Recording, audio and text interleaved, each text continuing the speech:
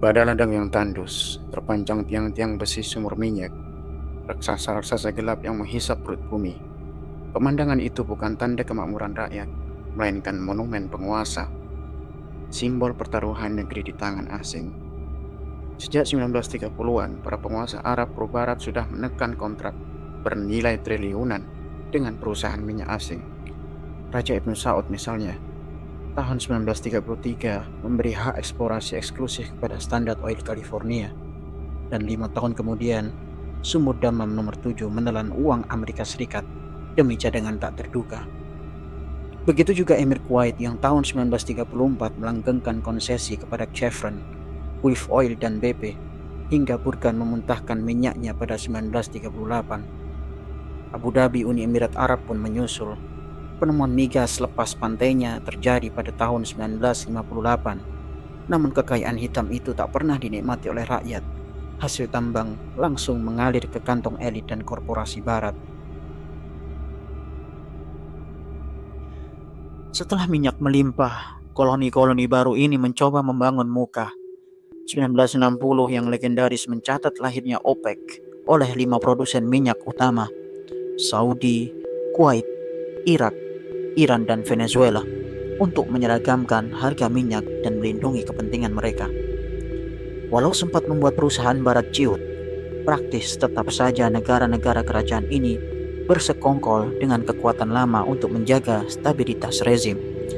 Selama Perang Dingin, Amerika Serikat melihat aliansi dengan Arab Barat sebagai jaring anti-komunis yang berharga.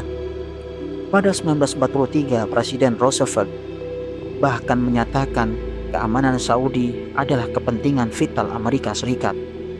Barat pun menyalurkan senjata dan jaminan keamanan demi melawan pengaruh Soviet. Bahkan, pendidikan kaum pesantren mulia dijadikan tameng. Diplomat Amerika Serikat menulis, agama bisa dipakai untuk membendung komunisme, sehingga Amerika mendorong Arab Saudi menjadi pemimpin Islam melawan blok komunis.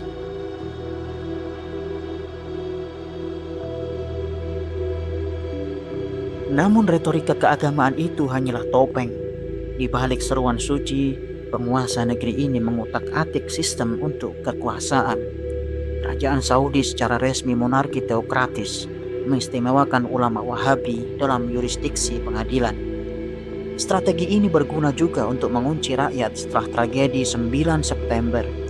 Kerajaan makin kukuh mengklaim versi Islam lebih murni sambil membekukan reformasi. Ironisnya, banyak rakyat Saudi justru menolak keras pemaksaan Wahabisme. Abad ke-20 sempat terjadi puluhan pemberontakan besar oleh umat Islam di kerajaan ini sebagai bukti hasrat menolak penindasan agama paksa. Namun sang penguasa berhasil memainkan dua peran sekaligus, mengiming-imingi kepemimpinan Islam kepada dunia sambil mempertahankan cengkraman atas sumber minyak.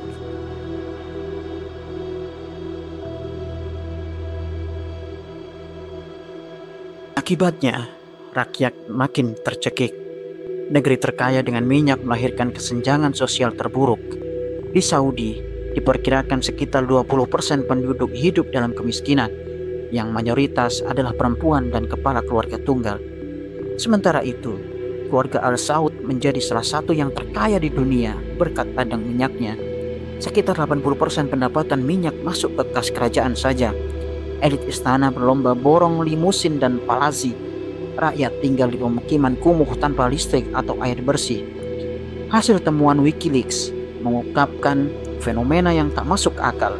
Setiap anggota keluarga raja yang jumlahnya ribuan menerima gaji bulanan dari kas negara, mulai dari yang paling pinggir dapat sekitar $800 per bulan, hingga cucu sang pendiri mendapatkan $200.000 hingga $270.000 per bulan.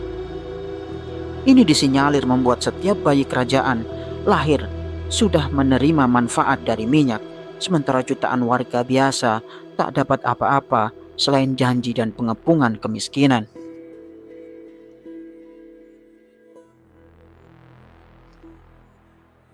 Mesin tua berkarat di padang gurun tampak seperti peti mati perlahan janji-janji pembangunan. Gambaran ini tak berlebihan. Sistem kesejahteraan ala Saudi sejatinya membakar miliaran dolar untuk memadamkan gelombang protes. Misalnya Saudi seperti menggelontorkan 37 miliar dolar pada tahun 2011 untuk menenangkan massa.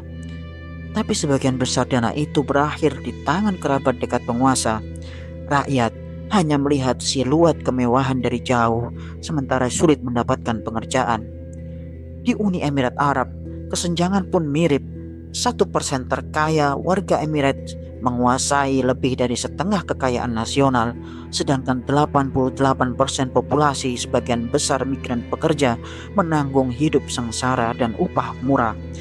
Jika mesin pemasok kekayaan dibiarkan mengerang tanpa henti, klaim kesejahteraan bersama menjadi sihir untuk menenangkan amarah penguasa.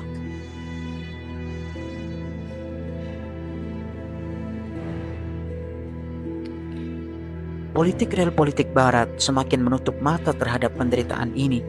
Sebaliknya, petrodolar beralih kembali ke penguasa. Amerika Serikat dan sekutunya terus memompa senjata kepada rezim Timur Tengah. Tahun 2025 misalnya, Amerika siap menawarkan paket persenjataan senilai lebih dari 100 miliar dolar untuk Saudi. Sebelumnya, pada tahun 2020, Amerika Serikat menyetujui penjualan peralatan perang senilai 23,4 miliar dolar ke Uni Emirat Arab, termasuk pesawat tempur F-35 dan drone yang canggih. Imbalannya, minyak masih mengalir lancar dan pangkalan militer bisa menancap tanpa gangguan. Sekali lagi, elit kerajaan dipuja sebagai mitra utama dalam konflik kawasan, kendati rezim mereka otoriter dan sebagian penduduknya terabaikan. Para pemimpin itu bertopi agamawi, mengumbar kiblat suci di luar negeri, namun tunduk pada kebutuhan senjata dan modal barat di dalam negeri.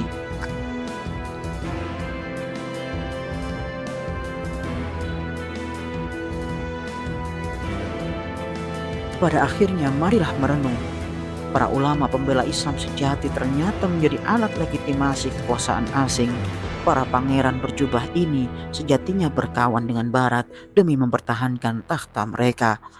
Maka wajarlah jika rakyat frustasi, hati nurani mereka hancur oleh ketamakan satu dua keluarga.